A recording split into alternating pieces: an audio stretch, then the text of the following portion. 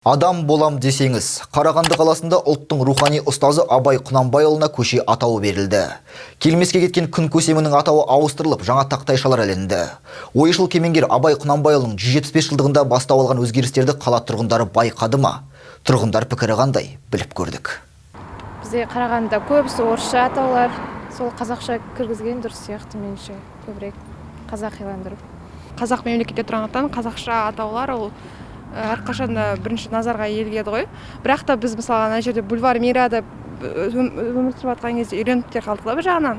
Назарбаевқа ауыстырған кезде енді кішкене үйренісе алмай, қазір бірақ үйреніп кеттік. Бірақ енді қазақ болғандықтан қазақша атаулар әрине болу керек, қолдаймыз біз. Биылғы жылдың 13 қаңтарында Қарағанды қаласында бірқатар көшелердің атауын өзгерту туралы тыңдаулар өткізілді. Басқосуда ең көп талқыланған мәселе келмеске кеткен күн көсемінің атауын Абай Құнанбайұлына беру мәселесі сөз болған. 1930 жылдардың соңында қаламыздағы аталмыш көшеге Ленин атауы берілген. Тыңдалымға келген ел ұландарының көпшілік дауысымен ескі атау орнына ұлы ойшыл есімі мақұлданған. Заңда белгіленген ұзақ рәсімдерден кейін шешім қабылданып, көшедегі тақтайшалар өзгертіле бастаған. Өзіміздің Қазақстанда тек Қазақстанның атақты ақындары,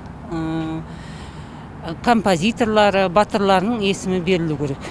Өз ойым солай.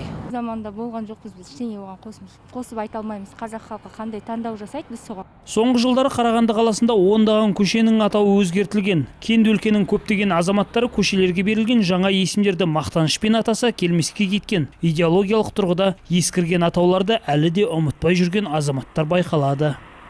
Айдын Тонтайтегі, Владимир Меселюк, 5-ші арна.